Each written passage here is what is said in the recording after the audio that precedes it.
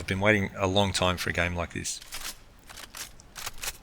This is the first level on the opening screen. The first thing you see is a dead civilian, which really sets the tone for the kind of dark themes that they have in this game.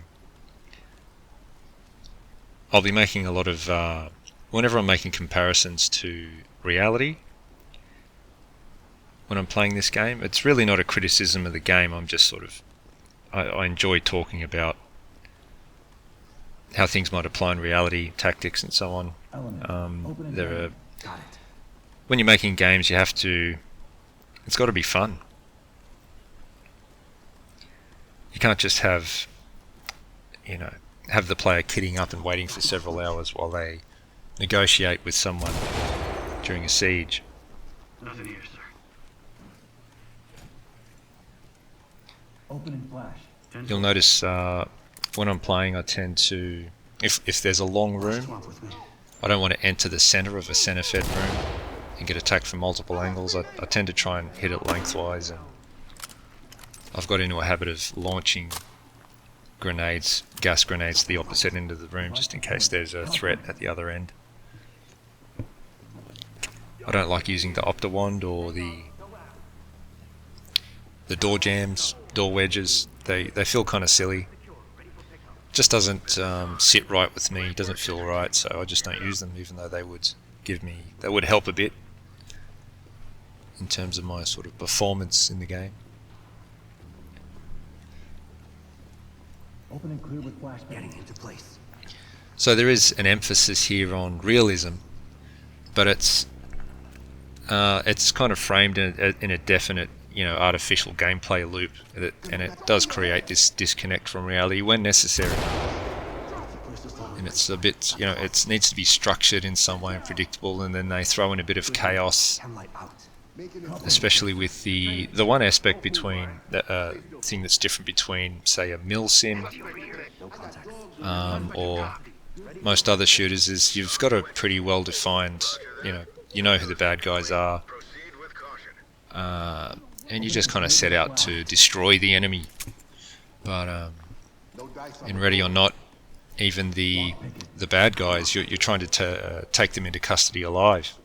You're trying to preserve life where possible, and you're only killing them when it's absolutely necessary. And you've got all these complicating factors of civilians getting in the way or being held hostage.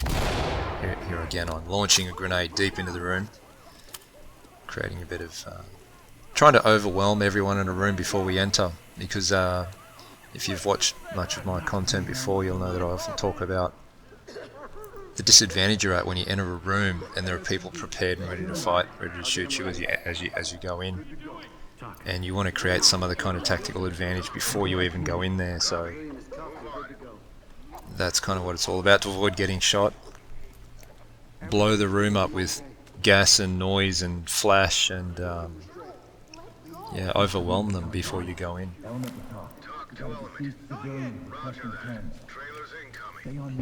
It's a bit of a bot herding simulator as well, when you've got this team of bots that do strange things. They don't act the way I'd like to. I don't play quite the way I'd like to, because I'm kind of dealing with their attitude and their disobedience.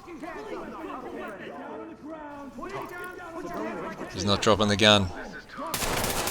He's aimed the gun at me. He's got the drop on me. So I've got to take him out. Opening on the left.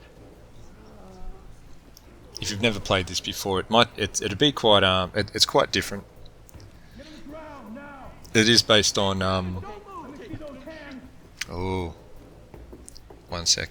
Yeah, this is a great feature where he's in that hallway there. I don't know if there's threats to the left and right, so you can call them to come closer to you and come out of that.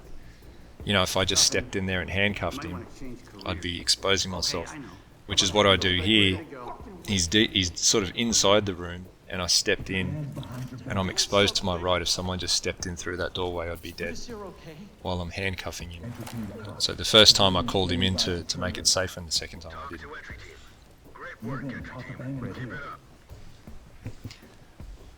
what I'm going to do is take you through each level when I get an A result.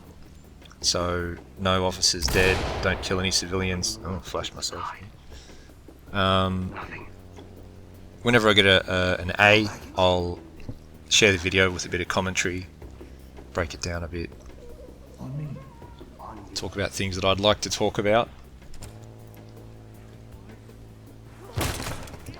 It's interesting because it is based on sort of the SWAT 4 gameplay loop. You've all the baddies will, for the most part, yeah, here's the bots getting in the way. For the most part, they will hang out in a room, and no matter what kind of sound and no matter what's going on outside, they'll sort of hold in their own little rooms and wait for you to come in. So it's like you enter a room and it's like it's a reset or a new level almost in a way, because they're all paused and waiting for you to do your thing. They don't all cooperate and work together and come at you at once and present a sort of united front, or they usually don't ambush you as you're approaching the building. So these are all things that also make it, feel kind of, it's this combination of realism and gaming strangeness, which is interesting. These are apparently meth heads who have committed a robbery. They should be going in there, taking things, and then leaving as fast as possible, but for some reason they're hanging out, holding on, staying in the building, being stationary. Drop it, drop it. Drop the gun! We have one dead suspect here. But they say maybe the excuse is that they're on meth, and that's why they decide to do something incredibly stupid and hang around and wait for the SWAT team to arrive, instead of the old, bust in, demand money with menaces, and leave as soon as possible.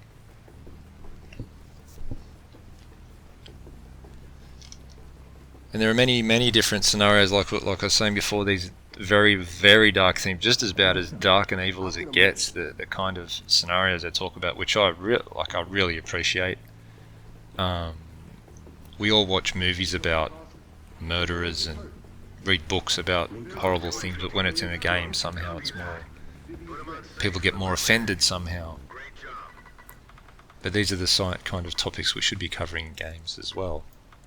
So this is really just an introduction to the series of videos I'll be doing on Ready or Not. We'll break things down a bit more next time, talk about tactics, talk about how police work in the real world. Let me know what you think of this style of video. I'll see you in the next one.